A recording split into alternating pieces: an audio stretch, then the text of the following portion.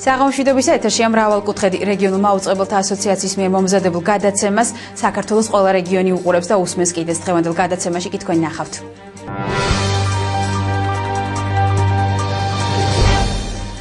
როგორ მიმდინარეობს სოფლის დახმარების პროგრამა, მრავალკუთხედში სიუჟეტები ახალციხიდან, გურჯაანიდან და ბათუმიდან, ასევე რეპორტაჟი გორიდან, რატომ არის მიუღებელი ხურვალეთში ჩასახლებული დევნილების უმრავლესობისთვის ყოველთა და განსახლების სამინისტროს შეთავაზება.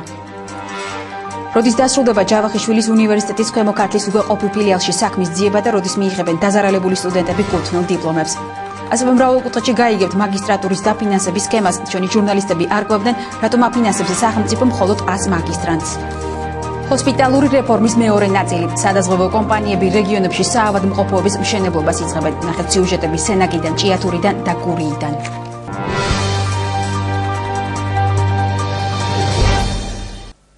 სამცხე-ჯავახეთის სოფლის მოსახლეობას მიწის ნაკვეთების ნაწილი დაუმუშავებელი დარჩა. ამის მიზეზად გლეხები მოსავლის რეალიზაციასთან ერთად ტექნიკის სიმცირეს ასახელებენ.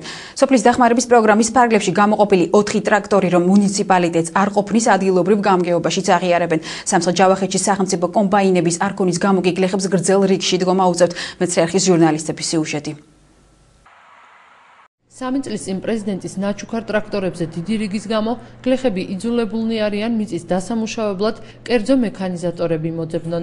მათი დაქირავება სოფლის მოსახლეობას იმაზე მეტი უჯდება, ვიდრე მოსავლის რეალიზაციით იღებს. კერძო ტექნიკის დაქირავება განსაკუთრებით მცირე ნაკვეთების მფლობელ გლეხებს უჭირთ. კერძო ტრაქტორებით ვამუშავებთ. წელს მას ყველა მაგით დავამუშავებ. 2 ტრაქტორი ადიგენში და არ ყოფილს. რაიონს არ ყოფილს. სოფლები შორს არის.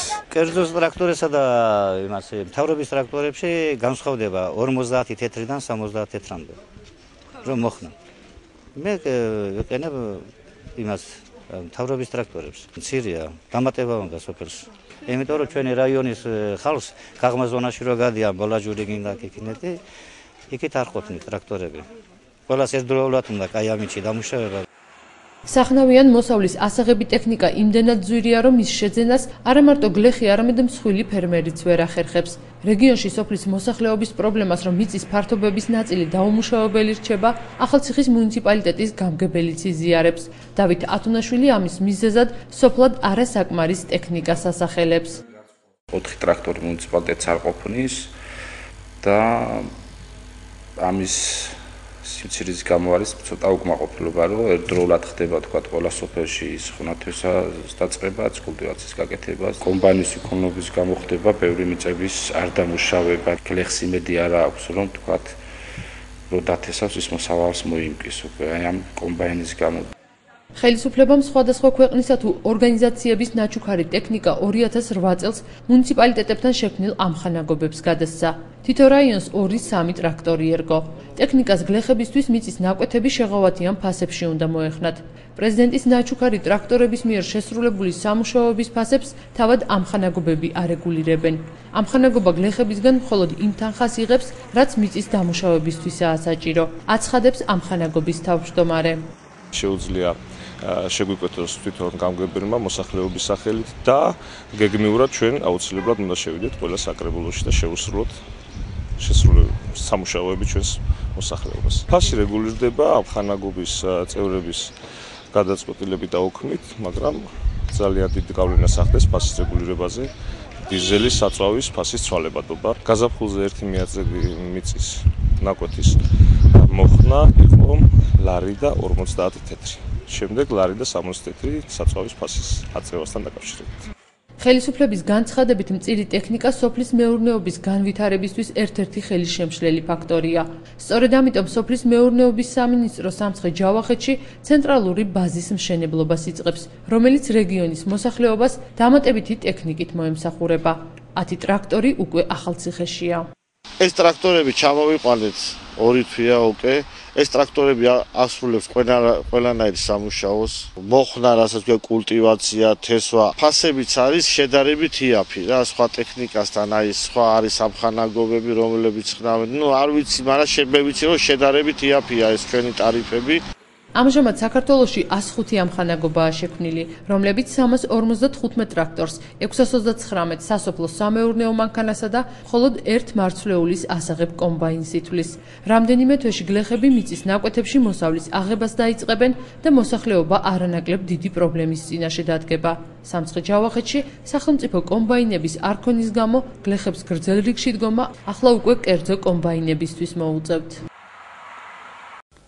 სოფლის დახმარების პროგრამის ფარგლებში გურჯაანის რაიონის სოფელ ჯანდარში ჩიდა გზებისთვის 32,000 ლარამდე გამოიყო. თუმცა პრობლემა დღემდე მოუგვარებელია. უხარისხოდ შესრულებული სამუშაოების გამო სოფლის მოსახლეობას გადაადგილება ავტომანქანებით კი არა ურმებითაც უჭირთ.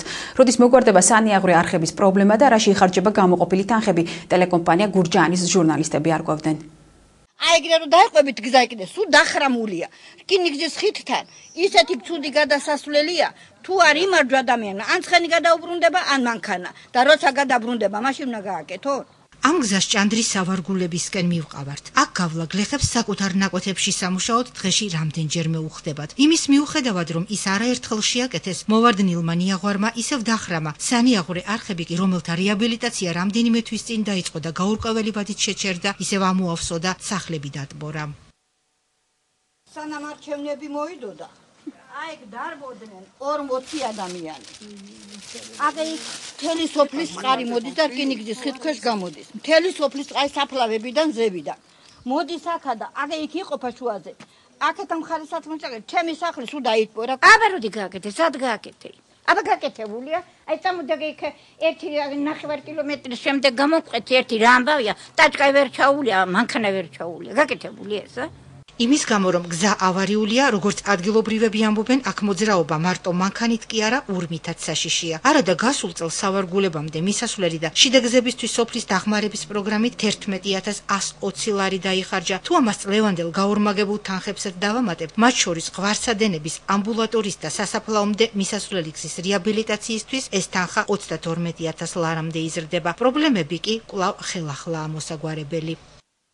საერთოდ არ აიგაგეთებული გზა, გაფუჭებულია, იქ მანქანებით კი არა, აი ძლივ გავდივართ ტაჭკებითაც. იგეთი ის არის. ენას გზა არის აქაც, ვიცის, მაგრამ გზა დახრამულია, გაფუჭებულია, მანქანა ვერ დადის, ტაჭკა ვერ დადის, ვერაფერი დადის. აი ყირავდება მოგზაურში. იმის გამო რომ საინიციატივო ჯგუფში 78 კომლიანი უბნიდან არც ერთი წარმომადგენელი არ შეიყვანეს, აქაურთა თქმით მათ ინტერესებზე არავინ ზრუნავს. იცით რა არის? ჩვენ უბნიდან არავინ არ არის მაგ საინიციატივო ჯგუფში, ხო უნდა იყოს ერთი წარმომადგენელი, მაინც რა გუჭირს, ყველა უბნიდან თითო აქედან არავინაც არ არის. აბა გაივლი ამ გზაზე, აი ნიაღვარი რომ მოდის, რა ვიცი, აქა იქა სუქვები და რა ვიცი. სოფლის ტერიტორიული ორგანოს სარწმუნებულის თქმით სავარგულამდე მისასვლელი გზა სულ ცოტა 7-ჯერ მაინც შეაკეთეს. თუმცა სასაფლაოდან მონადენ წყალს ვერ უძლებს, პრობლემას კი საკუთარი ძალებით ვერ უმკლავდებიან. სათავეს ზევით სადაც იღებს მთაში წამოსული წყალი გადის ხიდქვეშში. ეს ხიდქვეშში ყოველთვის ერთი მეხუთედ გავაკეთეთ, მაგრამ ისევ დაზიანდა.